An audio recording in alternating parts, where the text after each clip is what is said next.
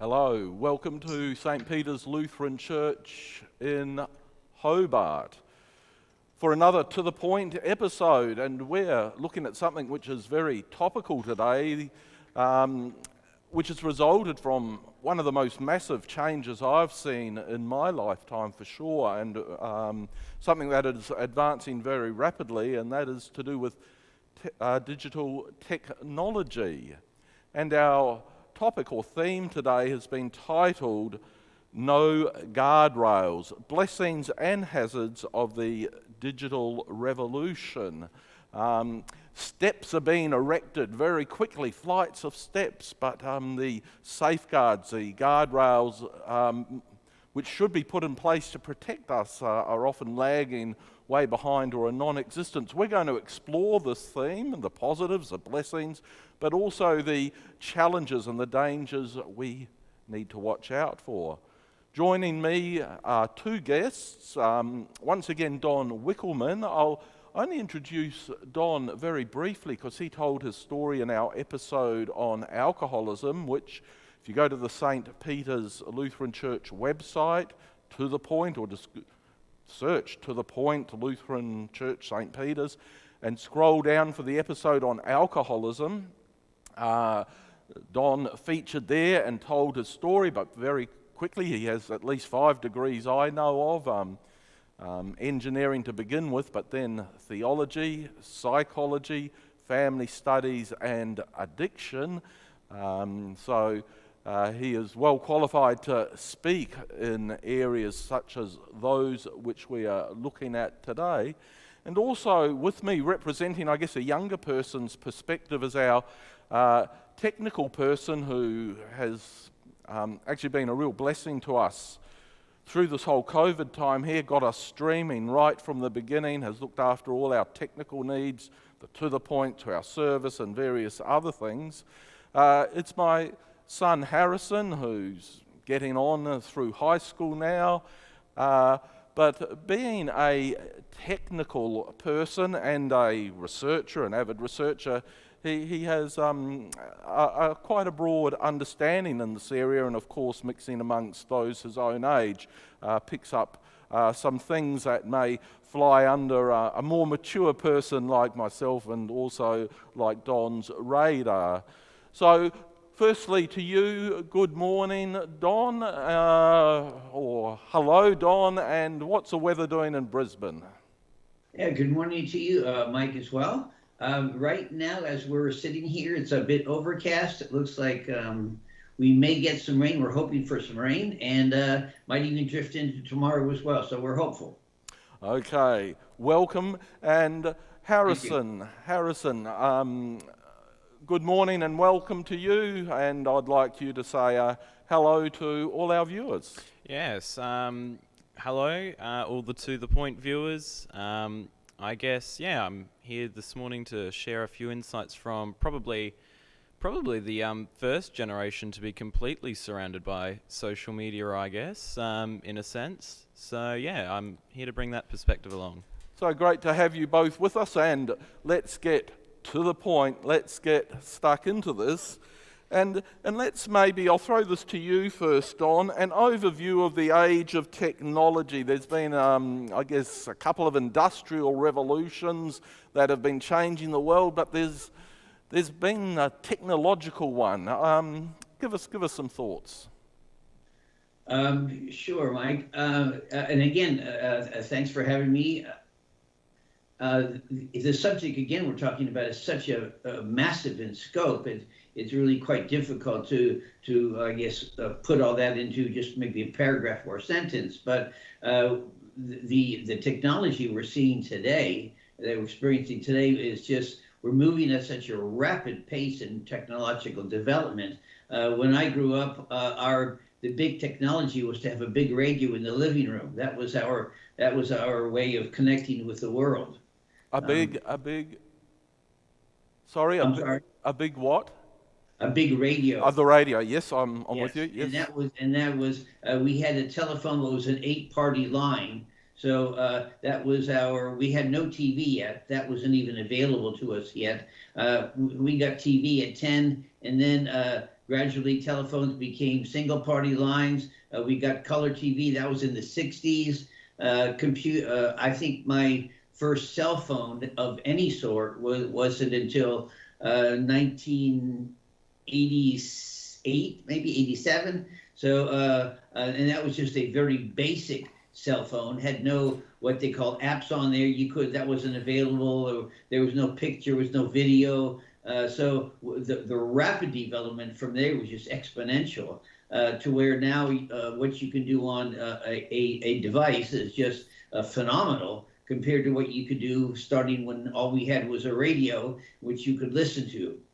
So we're in a technological age now that's moving just extremely fast. Absolutely. It only seems like yesterday the first, the dial-up technology to get online, and then you either had to sacrifice your phone or your internet because it was all done on the one line, and that was only, it seems like yesterday in many ways. Harrison, technology's a necessity today. We're not here to demonize technology, but for your generation in particular, it's almost like if you can't operate technology, it's almost like you can't read or write or something like that. Yeah, it is. Actually, next year I'm going into grade 11 and 12, and you need to pass grade 12 by showing you can do three things.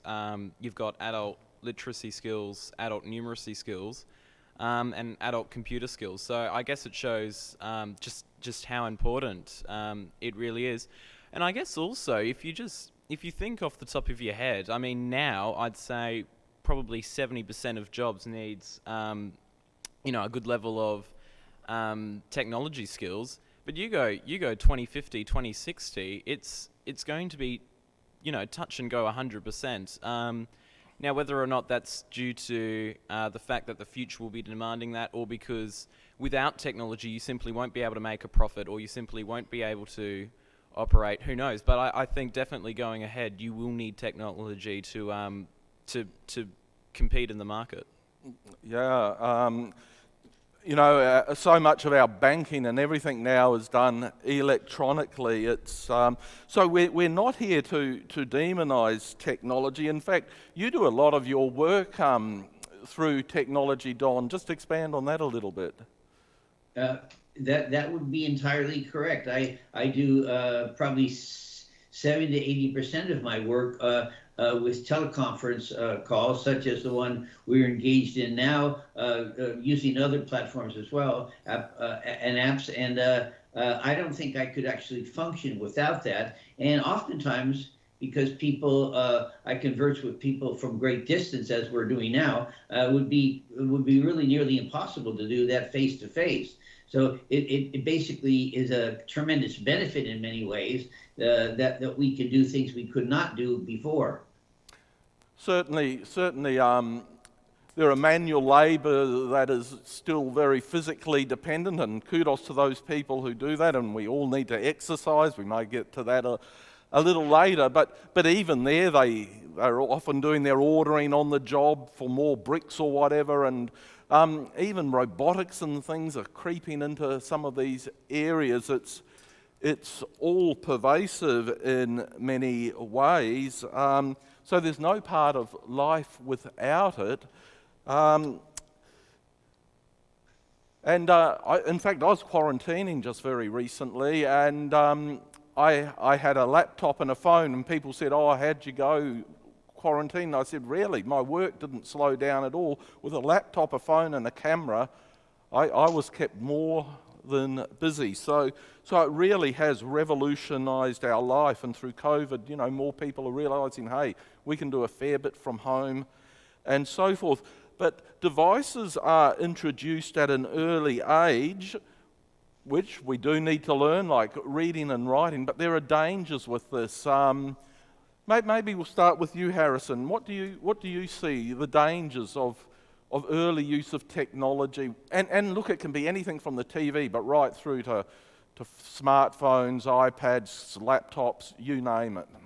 Yeah, I guess it's like anything in the house. I mean, let's take the TV for example. It's been in the house since the 60s, 70s, but we've had to regulate it to make sure children aren't accessing things they're not. So, for example, you've got your GPGM classifications, and that gives parents an understanding of, okay, this is suitable for my child. But I guess with technology, we're not seeing the same, which is actually concerning, but we're not seeing the same sort of guidance from parents, making sure what's on their children's device is suitable for their children. And that's probably more concerning than the television, because the television, it's going out to many homes. It's they're regulating it on time slots, so usually when children are asleep, that's when your more mature programs come on. Whereas with devices, that's accessible all the time in so many places. So it's probably in some respects a little bit more concerning than say the television, for example. Don, parenting and technology, I guess this is where some of the guardrails are missing, and parents are often challenged. But the thing is, you walk in a room, you can see what's on the TV, often with a little device that's right in front of the person. Obviously, there's a lot slipping under parents' radars here. Yeah, I think there's no doubt about it. I think what Harrison said is entirely true. And the fact that children can have devices, or their parents allow them to have devices at such a young age, and some of them, are even down to like 5, 6 years old have these devices, and some of them even are doing kind of like simple games that are appropriate for children, and other things, including Facebook with their friends and so forth, which is not in a sense harmful. Like, as you mentioned, we don't really want to demonize the use of device use, but I think what it sets in place is a pattern of behavior that being on my device is a good thing, is an appropriate thing, and creates I think a desire in place early in life that I want to spend a lot of time on this device because it brings me pleasure. It's interactive, it's entertaining, and it gives a young child much more, to me, in my opinion, than just watching a TV, which is just receiving input from one side and you're just kind of absorbing it on the other. Okay, excellent. You've raised some things that we're going to take up a little bit later. It makes me feel good, it's entertaining, and so forth. Yes, technology, again, enhances our lives. When my mother died earlier this year, with my phone, with a tribute I could send to the funeral, because I couldn't get there because of COVID restrictions, because the funeral was streamed to me, a wonderful thing. I didn't feel too disconnected because I could speak to my siblings, my father, other family members via phone. I could send the tribute and watch. But I was walking through the shops and there was a 5-year-old left all by themselves approximately 5, on a seat just playing with a device, and they could be accessing anything.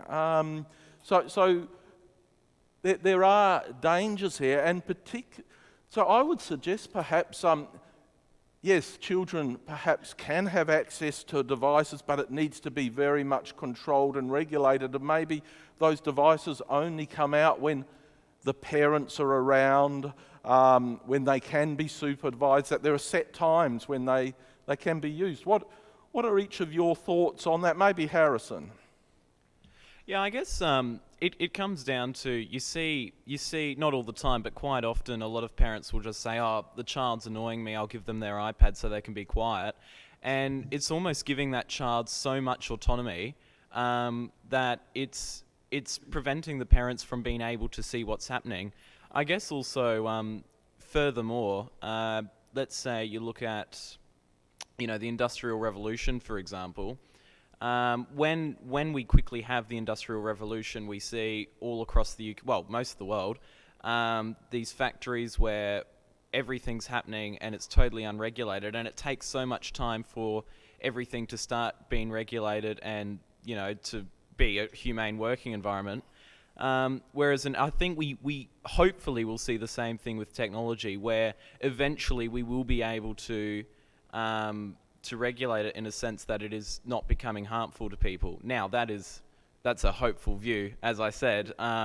Whether or not that happens, well, that's a completely different story. Well, it's an interesting one because there are some very deeply vested interests here that we may get to as well. Well, I guess there was an industrialisation too, but these institutions wield a lot of power as well. So Don, on the whole issue of parenting and supervision, but also, are the guardrails going to catch up?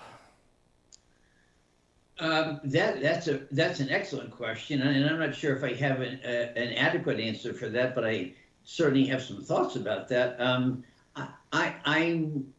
I guess I'm uncertain. First of all, as Harrison has stated about parents and what their intentions are when they let their children have devices. Many times it's for purposes of occupying their time, their attention, so that they don't get into mischief. It's like placing your child in front of a TV, putting on a cartoon for them to watch, so that they don't go and do something they probably less appropriate. So it's used as kind of a device that may be helpful, but at the same time that it's creating that diversion so they don't do something less appropriate. It's also, I think, training their minds to say, this is where I find my connection. This is where I go to find my pleasure. This is where I go to stay connected. And so as they grow older and they are granted more access to more that's available on a device, whichever device that may be, that opens up to them a whole new vista, because now they're now trained to, in a sense, know where to look to get what they're looking for. Okay, we'll come back to big tech a bit later and their vested interests, but we've heard a little bit about pleasure and entertainment and that. You've done addiction studies. The use of technology, digital technology, is not necessarily addictive, though. I just want you to make the distinction, perhaps, between responsible usage, then perhaps obsessive-compulsive usage, and then perhaps addiction. I'll throw that open to you. And again, it's a great question. It's just, it would require a big answer. And so I guess I'd have to say that, and certainly in agreement with what you're saying, that in and of itself, a device is not addictive. I mean, I have one right here. This is my phone. I'm not using it now. I don't have any desire to use it. I'm not addicted to using it. I do spend a lot of time on my phone, however. If you were to ask me, Don, do you spend more than 2 hours a day on your phone? I would probably say yes. But then if I were to break that down into its component parts, you would see that a lot of it is Zoom counseling. A lot of it is making phone calls, contacts to connect with people in various ways to do with what I do. So I don't really get involved in much of the application use, the gaming use, the Facebook use, social media use. That pretty much for me is kept at an absolute minimum. And those are the pieces that I think have the potential to be addictive. And when I hear people that say they spend hours and hours on the phone, it's really not talking to their friends. Often it's usually using something like Facebook, or there's so many of them now, WhatsApp, TikTok. I don't really know. Harrison would have a better idea of all of the names of them, but there's a number of them now, and it really kind of is focused, to me it seems like, on those kinds of applications, in addition to all the gaming that there is available. And there's just a whole host of games, and again, Harrison could probably speak to that much better than I could, but I do know that people spend an inordinate amount of time, hours, and sometimes rolls into days, where they don't leave their device and just play this game with people across the world. You can actually work in teams. You can be involved in strategic games with people all around the world that just kind of keep going. And those can be quite addictive. So I think there's pieces of this that are really beneficial, which are necessary and good. There are also pieces of this that we find entertaining, but that quickly develop into, or can be quickly develop into a compulsive usage because they're so absorbing in every way that I think it just motivates people who have that propensity to be addictive to use them. Certainly, I think with porn and some gaming, I think there's been research that shows that there are endorphins, whatever, there's these things released that go to our brains that give sensations that actually can make these things more addictive than heroin. Is there a spectrum here? Is there a difference between someone who goes on just Facebook or Instagram or whatever to catch up with friends, family, and it's a very healthy thing, through to people who just can't leave the stuff alone and have to just keep... Is there a spectrum here? I think there's a huge spectrum actually from people that use their phones for purposes of communication.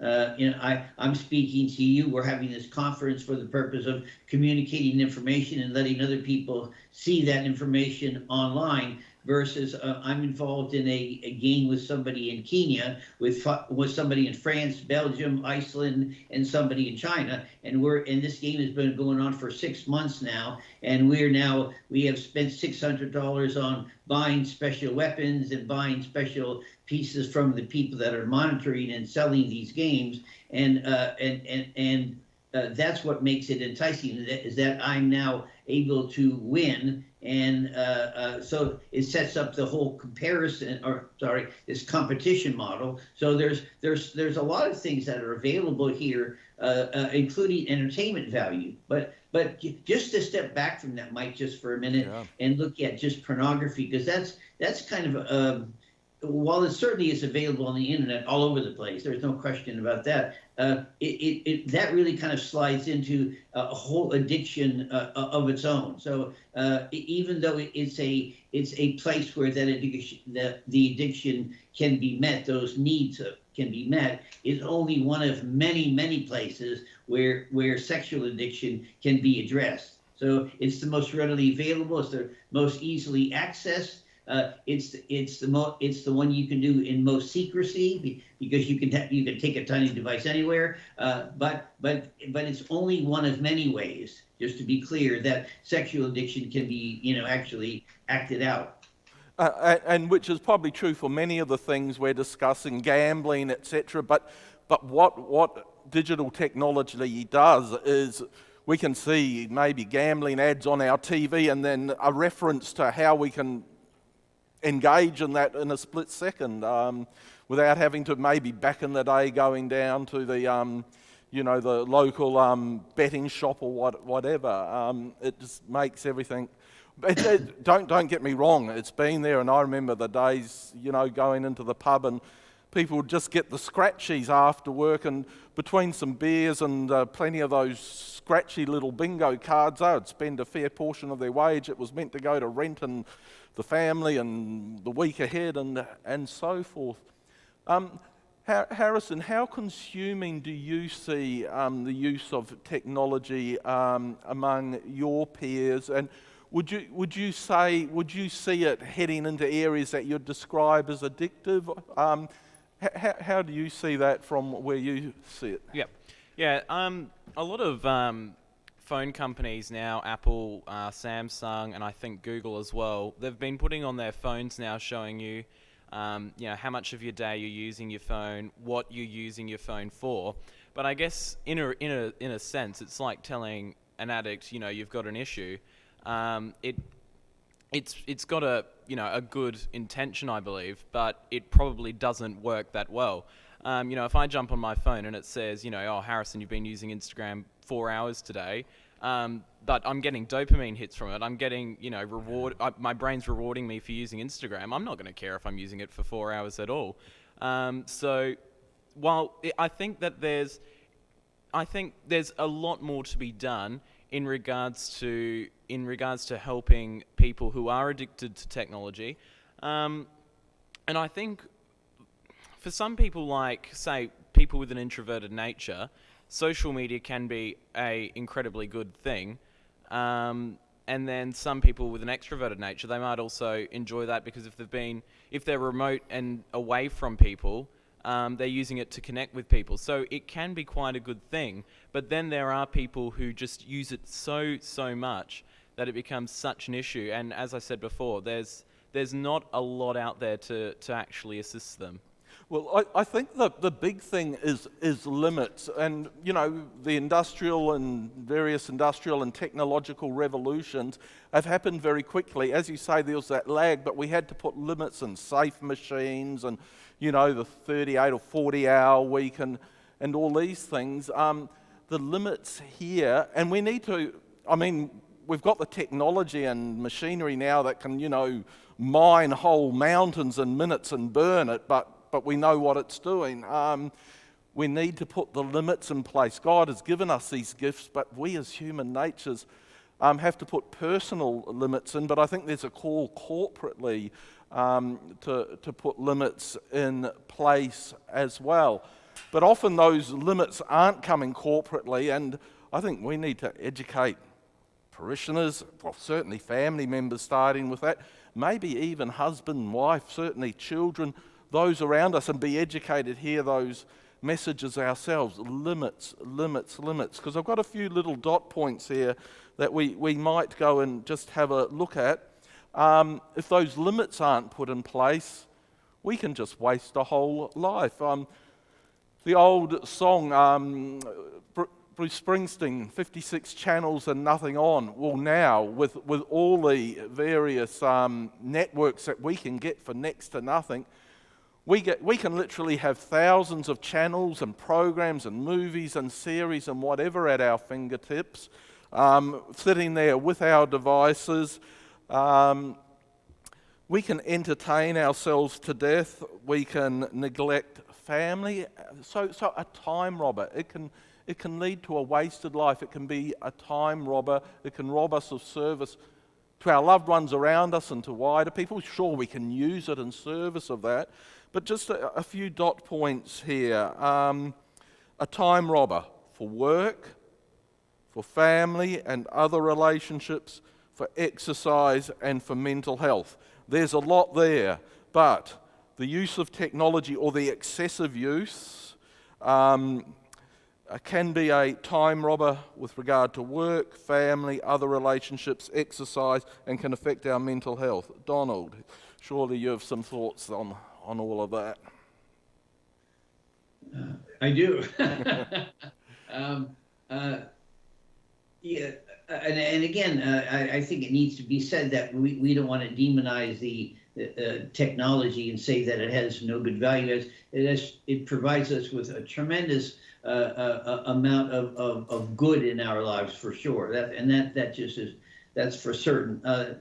I think the struggle is, and I just want to just maybe backtrack a bit to what you said before about this being a gift to us. I probably might differ a bit in saying that only because when I think of my growing up and how that took place, Sunday was a time, just as an example, when we would do a couple things. We would go to worship. That was one. And then it was almost given that we would go to a relative's house for lunch, and then we would spend social time, face-to-face time with them, and that would last maybe till 4 or 5 o'clock. We went home. We might go then to our grandma's house for a late tea, and then that would be Sunday.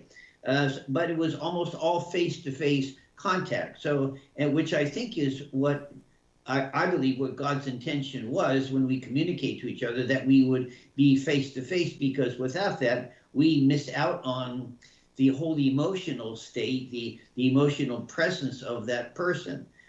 because on Facebook or on any one of those platforms, you can really kind of, I guess, lie about where you are in where you are and how you're doing. And so there's a little bit of compromise there where I think face to face is really what God's intent was for us in terms of how we communicate. However, having said that, there are times, as you mentioned, Mike, when we simply can't communicate with people because of distance. And then, of course, this becomes, media becomes a wonderful tool to use. But as Harrison said, we oftentimes use that, just let the hours eat away. And in doing that, what we end up doing, instead of being connected, we become quite isolated. So we're not really talking face to face. We may not be talking to anybody. We may just be playing games, listening to music. We may be betting. We may be gambling. We may be watching pornography. We may be watching movies. And so we're having very little contact, social contact with people face to face or at all. We might just do that all by Facebook. And I have actually seen many times actually couples at restaurants that are talking to each other on Facebook. They're not, and then they're only 4 feet from each other, but they don't actually verbalize anything to one another except on their device, because it seems like this generation has been brought up that that's where their comfort zone is, on operating off of a device. And I'm not quite sure that's what God's intent was. Indeed, and even workplace, so many hours of production, I would imagine, are lost because I see people operating devices when they should be working. So limits, how do we put limits in place? Relationships is a big thing too, because, instead of husband, wife talking to each other, the foundational relationships, they can be there talking to some old flame or someone from high school that, suddenly they're developing I had a bit of a crush on them, now they're starting to develop a renewed friendship. But just the distracted, just speaking to some vague friend that will never stand by them in a time of trouble, and neglecting their loved one in the house with them. There's so many examples could be given. Children and parents, do they sit down and talk together and have meaningful conversations where parents pass on wisdom and teach boundaries? I believe we've probably got to be quite intentional here. Harrison, what do you think? Yeah, that's right. And actually, going back to Don's point before, where he was saying, behind the screen you can hide your emotion, you can hide how you're actually doing. That's precisely right. I mean, you go look, for example, at just over the recent COVID period where schools have been shut. Children in vulnerable situations, well, at least they were able to come to school. Their teachers were able to give their children in the classroom assistance.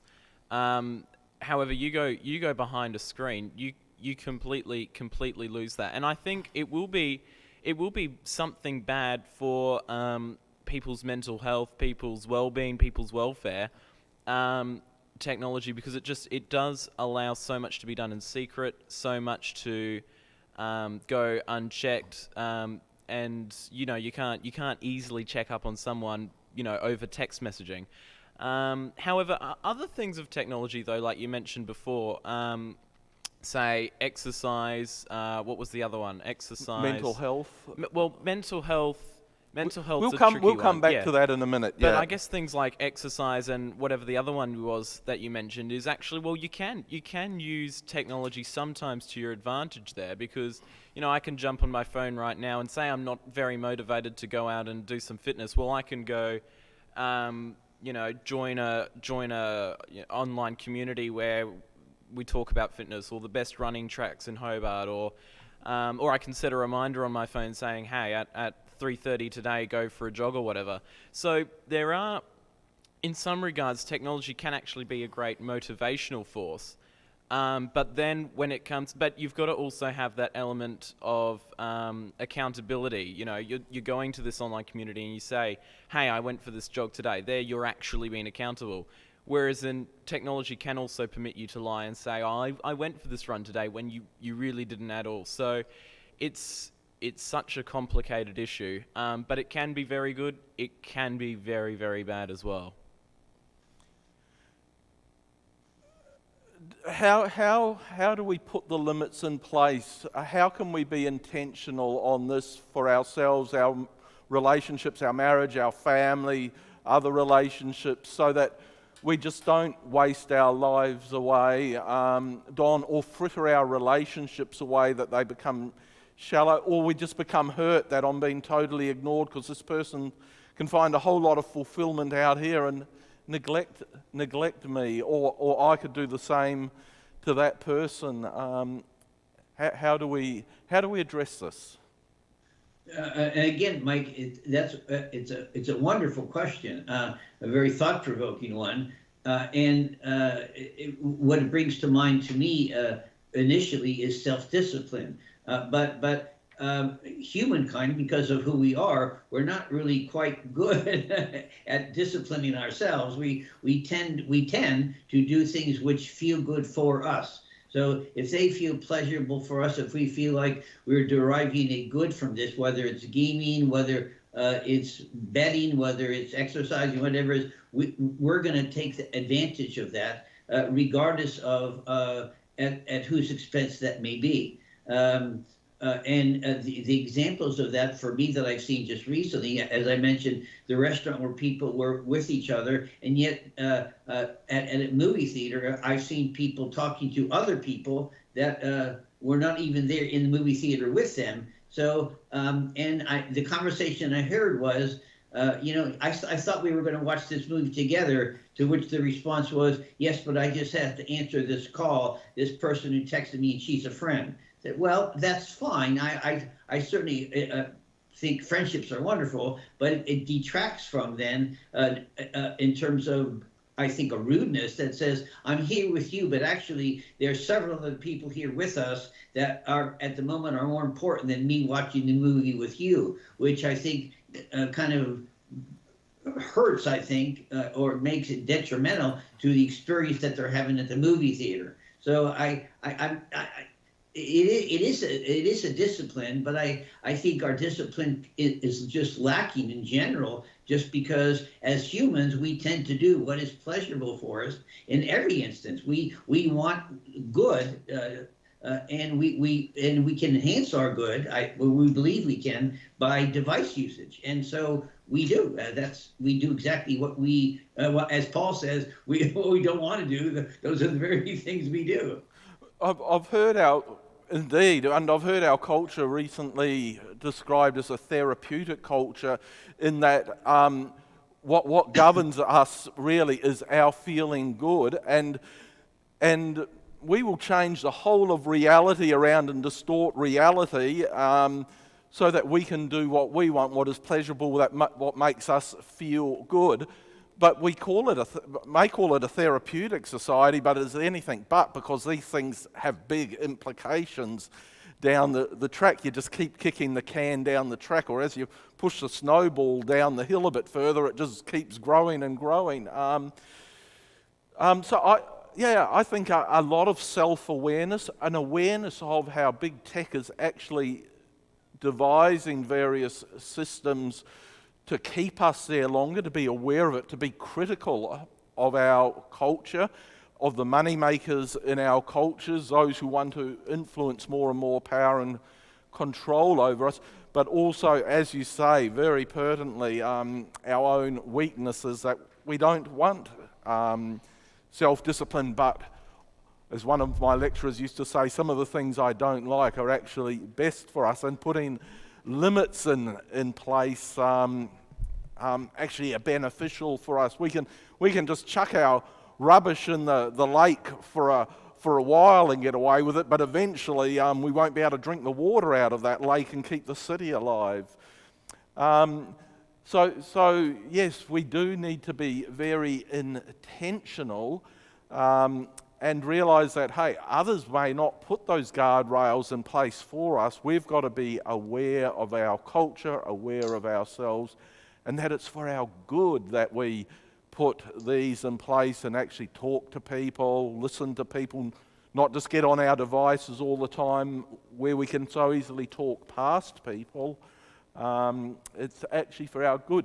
And one of those places where we're going to get this guidance from, and you alluded to it, St. Paul says we often do the things that we don't want to do, wretched person I am, is from God, from the Word of God, from the Scriptures, something that has been proven, that can guide all our usage. But again, we're going to have to be very intentional here, because it's so easy, I can just sit at home and not go to church. I've got all these things. I can watch the replay. I can go and follow up the chat on it on the various forums on the game, and then watch what the club's going to do in the week ahead. Then I can go on to my other sites, and before you know it, I've frittered a morning away, a day away, a life away.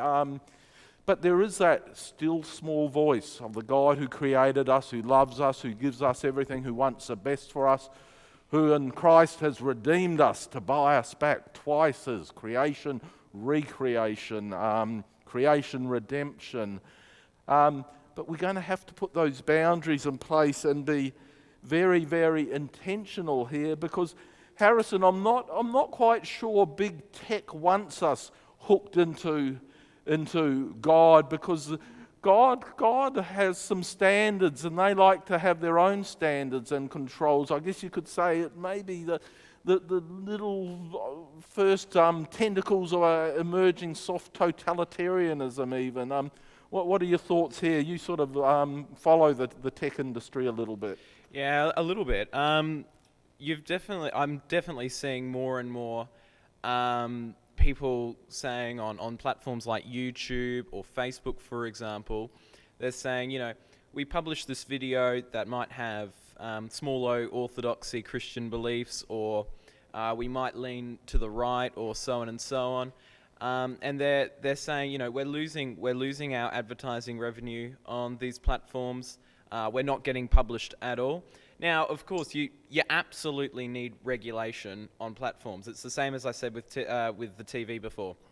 You've got to have those regulations there to make sure that we're only having content that's appropriate being displayed.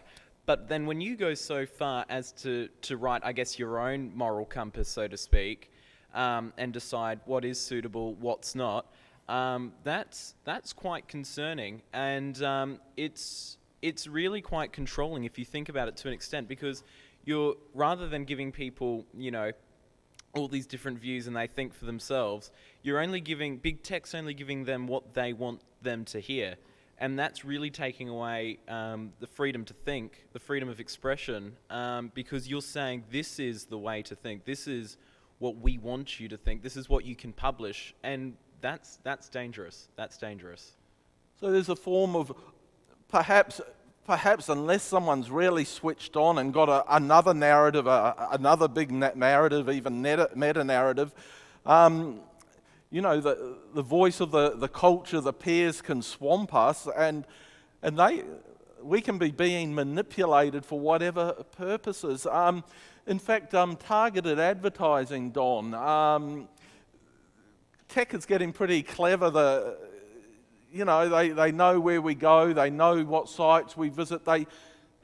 Apparently a lot of data is being stored on us to create somewhat of an image of who we are, and they can know our weaknesses and target us, and we can be quite vulnerable or exploited without even knowing it if we're not really switched on, seek to be informed, and we hope we're doing some of this now, and somewhat critical of our culture and what's going on here, while embracing the positives.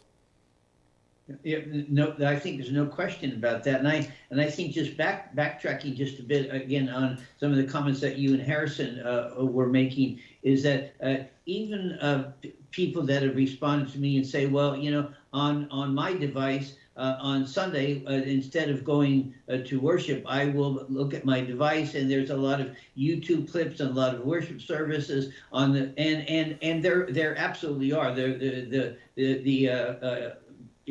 internet is inundated with people that are speaking about God, as they call God. But when I look at what they're watching as being sound biblical teaching, I'm thinking, I probably wouldn't want them to watch that. If I were their pastor, I might dissuade them to watch that. Not because I don't want to watch things that are of God. I'm just calling into question, is that really what you're watching? Or is it just something that is a theology of attraction or prosperity theology, or just a whole a range of things that look good? I mean, they look wonderful, and they have a cross in the background to make it look Christian, but is it really good, sound biblical teaching? And I'm thinking in myself, I'm thinking absolutely not. And so I would dissuade them from watching it. But a lot of times, honestly, I'm not sure, because the people value what they're seeing, would rather enjoy seeing what they're seeing than hearing something that's scripturally sound. And because they're left to their own without any guidance, any supervision about what to watch, they won't really know that, and they'll be taking in information which is very counterproductive to them living their lives the way God would want them to be. So I think that's in a sense, it could be a wonderful thing, but it's also a danger. Well, that's exactly right. And I just read an article quite recently about something called my side bias, where and the internet means we can go and find groups and churches and whatever that suits me. It becomes very consumerist, or my worldview, my side. So all we do is go to news sites, media sites, religious organisations. Instead of seeking out something that is an orthodox church, small O orthodox church with good teaching that will hold me accountable, we find something that suits what I want, my side bias, or on the view of the world or the culture. I'll go and just have groups and friends that reinforce the views that I have, rather than once upon a time, for whatever propaganda we might have got on TV, at least there was a view put out there that sort of everyone watched when you only had minimal channels, and it gave you a chance to evaluate, do I agree with this, do I not? Whereas now we just go and get what we want, and it just keeps reinforcing my side. I think to hear other voices, to critique ourselves, to critique the culture is a healthy thing. We're going to move on to mental health now, but I think that important discussion on the whole thing of the voice of God to control our viewing, something bigger, who God is, what life is all about, relationships, the discipline we needed in books like Proverbs, the second part of Paul's epistles, this wisdom from the past, to be on your guard against greed and sloth and all these sort of things. So beneficial for us to hear these other voices. But you've mentioned on that in past conversations that anxiety and depression and many other things, some of our other To The Point episodes have shown this too, are growing, but particularly growing among younger people. And I think even more so amongst some young demographics of girls.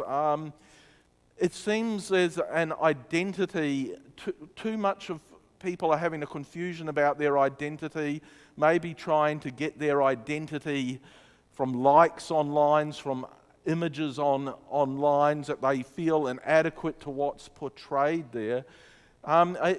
Especially with your background in psychology and family studies and so forth, are you seeing some connection here between social media, heavy social media use and detrimental mental health?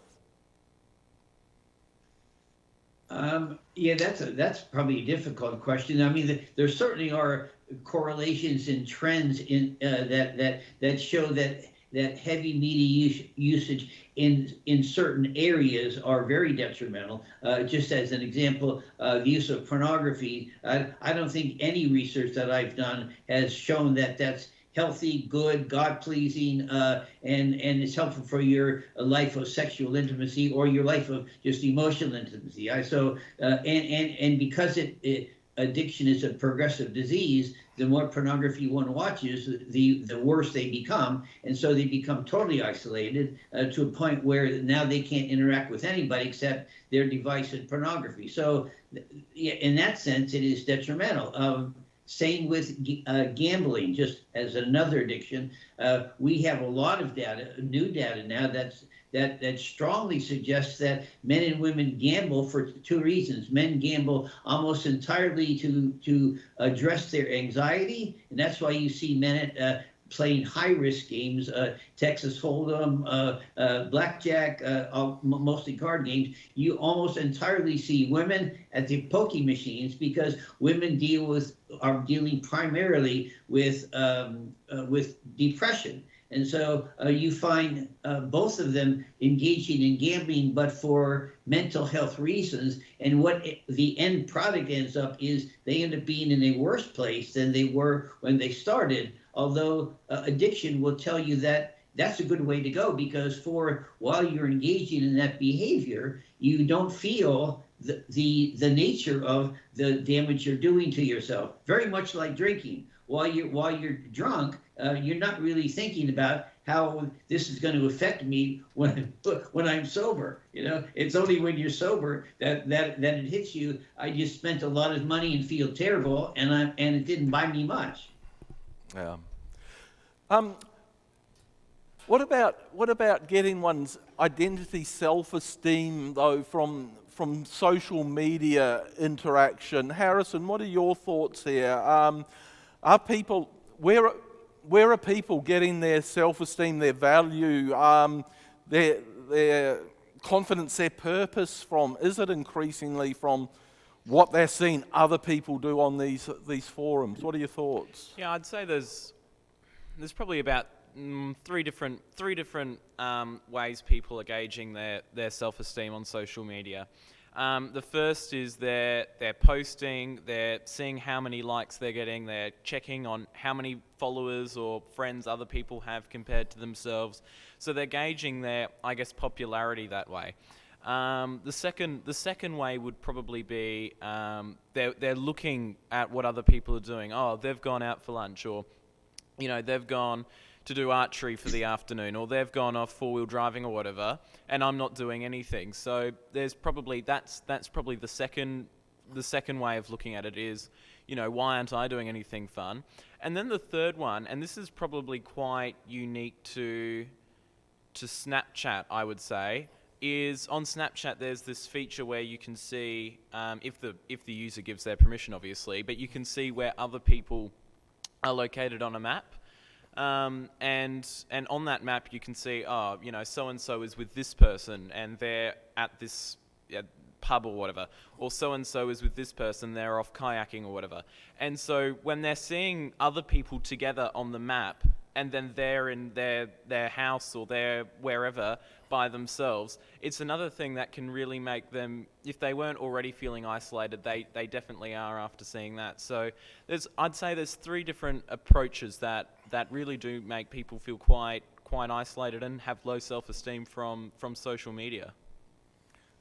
And Mike, if I could just please on what Harrison said, because I think what he said is tremendously important, and I think so many of the young people that I've talked to that have this struggle with media, with device use, do get their self-esteem, how they feel about themselves, from the people that friend them, their likes, the people that reply to their comments, and the really downside of that, not that isn't a downside, is that it is how they feel about themselves does not come from their relationship with God. They don't. It's not that they don't receive that message, but the message about how they feel about themselves is validated by the device that they're using. So, and I think that's the danger. And that's why the suicide rate often jumps up when all of a sudden people get disliked on the computer on a mass scale, or they get bullied on through media, and suicide goes up because they are not connected to a God who tells them, you're my child, I love you, everything is okay. Instead, they're saying, we don't like you, you're a bad person, we're not going to associate with you. And that the results of that can often be fatal. Indeed, and yes, having that outside voice, that outside narrative, that outside reality, so that our world isn't just reduced to that which we see, which is so shallow and fake in many ways, is so imperative. Yes, that I am loved from God. He does provide for me. I can ask Him for things. I can take the long-term view. He has a great future for me. He cares for me. But the unreality too, and this is why I think we sometimes need to have that self-awareness and know when to limit the use, but also when we go on a holiday, we've had some good holidays, praise God. We had many years for family reasons we just couldn't go on holidays. But people might look at our holiday and not even realise that because of some psychological issues in the family, for many years we couldn't even go on much of a holiday. And then when we do go on, we're not going to put on there the fact that, we took a wrong turn and we ended up here and we all had a big argument about which. So what you get is people presenting, their best foot forward, I guess. So just to think that everyone else has got it all together and I've got a miserable life, we're not even getting a realistic vision of reality. So we need to have that awareness and a critique there, but also to, yes, draw our identity, who we are in Christ, His love, His purposes for us, our reason for existence there. So there's this whole unreality of social media. People even Photoshop their appearance at times or put a photo of themselves from 20 years ago as their avatar rather than the sort of aging person that we're becoming, or whatever it may be. So yes, we've covered a lot of ground, but just one I'd like to hone on: the repetitive images can desensitize. And Harrison here with some of the gaming, perhaps, where I'll just take one, maybe Grand Theft Auto 5, is it, where you can drive a car into an alley, have a prostitute do various acts on you, then you can chuck her out the car, I think run her over, shoot her, and then burn her or whatever. I mean, this is somewhat graphic, but this is something that kids are getting their hands on, and this is something that, been around for a while now and been very highly viewed. But repetitive, desensitizing images, what have you got to say about that? Yeah, and I think it comes back to what I said earlier, is we're seeing a very, very relaxed attitude from parents when it comes to technology, social media, gaming. Social media is concerning, but at least there are guidelines and regulations that big tech sets for itself. Now that's not obviously perfect or even great, but it is something. We go look at things like Grand Theft Auto, for example, or other quite graphic video games. I think Grand Theft Auto 5 is R18 and Grand Theft Auto San Andreas is MA15 anyway. We're talking about games that, well, they're restricted to either 18-year-olds or 15-year-olds, but we're seeing kids get them from such a young age because, my mates at school are playing this, so surely mum, get it for me or I'm going to feel left out. Sure thing, I'll buy it for you. Or, the dad just wants to go watch football in his shed and the kid's annoying him, so, here's Grand Theft Auto, go play it. And that's really, really concerning, is how we're allowing such graphic things to be given to children, and parents are just sitting back thinking, well, look, they're not annoying me, so that's good. And it comes back to, I guess, a fair bit of technology and gaming is allowing us to become quite autonomous, Because if you look at single player gaming, you're playing for yourself, you're getting rewarded for your own actions. If we go look at other forms of technology, you know, I'm only getting my hobbies, I'm only getting my interests displayed to me. So we're getting so much autonomy and really there's a lack of family, a lack of time for other people's hobbies, interests. So it's becoming quite me, myself, and I focused very quickly, and that is quite concerning. I mean, I guess if you've got a video game, say, I don't know, Call of Duty, for example, where you're in an army fighting another army, and you're playing multiplayer, and you're at an age where you can distinguish yourself from the violence, okay, and you're playing with others in a team, that is more healthy. It's still not great, but it's more healthy than when you're just playing single player and you're say, and I'm quoting from the video game here, you're shooting and lighting the prostitute on fire, or you're going into a strip club and you're shooting the whole place up. I mean, and when you're playing this for yourself, and then you've got to escape the police, and you get rewarded for doing that. We're sending messages to kids that do wrong, you will be rewarded, and it's concerning. Indeed, and there has been, you know, studies on the correlation between that and some of the shootings. It's not the only mass shootings. It's not the only factor we know. Just as there's studies on the connection with pornography as a relationship killer, unfortunately, there are vested interests, the Eros Foundation and gaming companies who like to put out alternative narratives, and unfortunately, so again, one has to sift and be careful and critical that we're not just being gobbled up by the money makers as well. Or just letting our own outcomes we want or prefer to come up before us. But what I'm seeing here is, in many ways, we are becoming a harder society, a more narcissistic society, and we need to put limits in place. And I've got a bit of an obsessive-compulsive nature to me. We all do, to varying degrees. And I'm finding more and more in responding on social media, I've got to walk away, I've got to think about it. Sometimes I've got to limit my use. Sometimes a comment can upset me and I want to shoot back.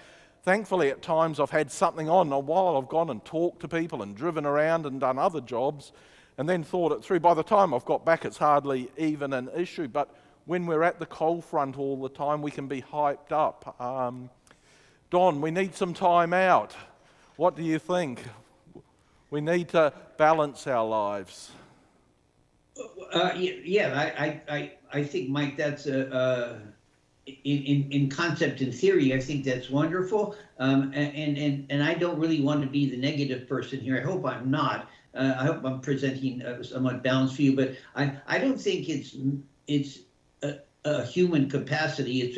It's our highest value to find balance in our lives. I think what we really strive for is to maximize our pleasure at the expense of everything else. So we're going to do and use and be attracted to what brings us the most self-gratification for us. And that's what we're going to seek out. And the devices just offer you multiple ways in which that can happen. And so because of that, our self-discipline and those guardrails we set up in place are most likely not going to be adhered to, only because, like as Harrison mentioned, we're quite autonomous, and so we can take those guardrails down anytime we want. People put guards on their computers all the time that says, I can't access these websites, but then they also know the code that they can take them off, and they do. So it becomes very tricky to say we can self-monitor ourselves, because in a very, well, not in a true sense, the people that are and I don't know other companies. Harrison would be much more able to address this. The companies monitor what we watch. They monitor our patterns. They monitor what we shop. They monitor what we do. They monitor what fuel we buy. They monitor pretty much everything. So they know when you're watching a certain game, a certain platform, when you're talking about a certain person, pop-ups will come on, and they're very targeted to you. As an example, and I'll try to be quick, I was looking for a new car. I just went to one car dealership, in Cleveland, and I probably got the next day on Facebook 60 ads from car dealerships, 60. And I thought, how did they even know I was there? It's amazing, how that happens. Indeed.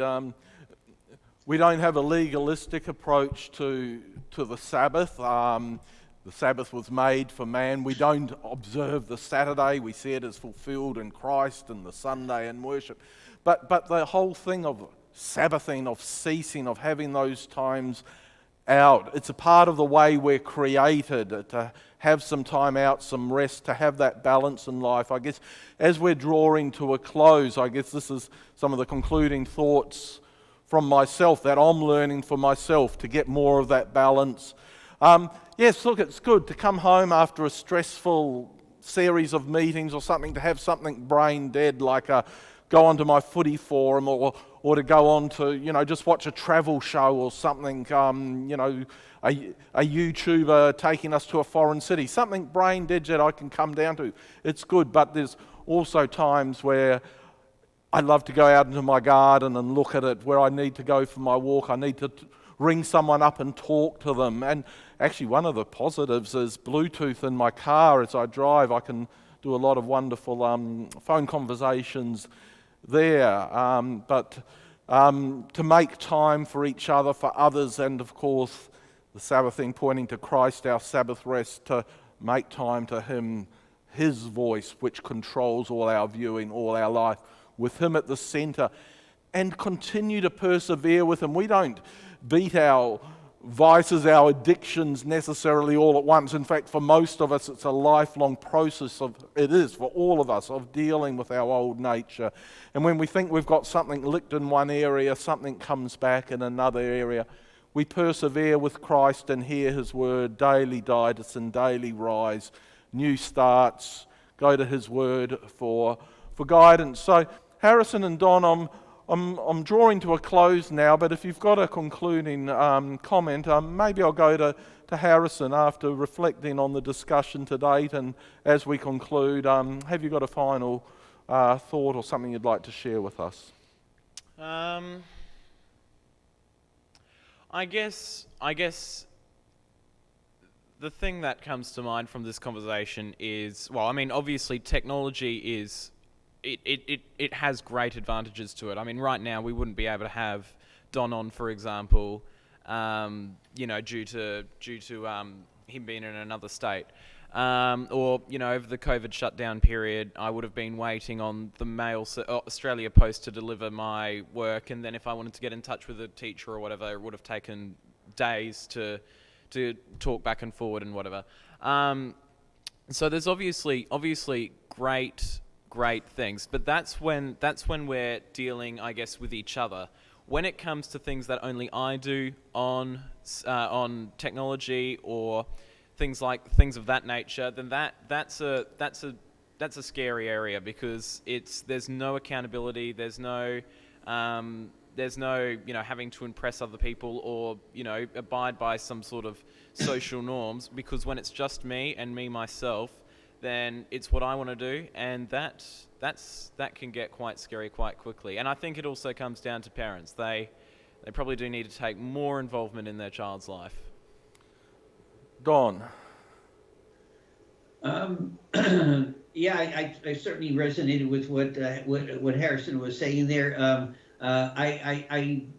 I think we can say without question whether or not we would have much more dialogue in this area, that technology is here to stay. We're not going to this isn't going to go away because there's some things that aren't acceptable. Just like alcohol, drugs, none of those, gambling, are still here. Australia, it loves the fact that they are here because they get massive revenues off of all of that. So there's money to be made, and so they're not going to go away. They're being heavily promoted as places that you should visit, and even making casinos into family time. So those pieces aren't going to go away. But I guess in addition to what Harrison was saying, it is certainly a problem with the young people for sure. But I don't think we can exclude really the people that are older, probably not as old as I am, but people in their 30s, 40s, 50s, who are just kind of catching the tail end of this. And what they're really losing, I think, is their sense of family connection. And I don't just mean nuclear family by blood. I mean in the ability to communicate truthfully, honestly, with proper affect to their peers, to their friends, they've just lost that or are losing it because you can hide behind all that when you're just texting somebody. And I'm finding that true with young people that I do counseling with, when they really can't talk to each other. They can't really ask each other questions that are quite personal because they haven't got the skill to actually engage with somebody face to face, but do extremely well when they can just text. But text doesn't convey nearly enough, as I think all three of us know, as when you're actually face to face. It leaves out probably, some people say, as much as 80% of your communication has nothing to do with your words. Yeah. And so you can imagine how little communication is being done in a text that's truthful. Indeed, thank you. We've covered a lot of ground. We've shared some insights which I hope are beneficial for our viewers. Obviously not everything will be answered, but I hope there are things here that the viewers can take away from this discussion that we've been able to share, that they'll be able to ponder upon and maybe even prompt further research and exploration, and help each one to put their own guardrails in place. We've got this instrument, this powerful instrument. It brings benefits, but there are so many dangers and hazards. I think we've had a good cross-section on this panel, a diversity of thought which we've pulled together. We've basically been in agreement and built on each other. I think we've been able to put out something of substance here, which I am confident are going to be helpful to people who view this. So thank you, Don, all the way there from balmy southeast Queensland. Enjoy what remains of the more temperate weather, because your humid drip is about to cut in for maybe 4 or 5 months. And Harrison, thank you for making your debut and for all the technological work you do, but also the insights you're able to share with us today. So thanks to you both, and thanks to our viewers for joining us. God's richest blessings upon you all. Goodbye. Thank you. Bye.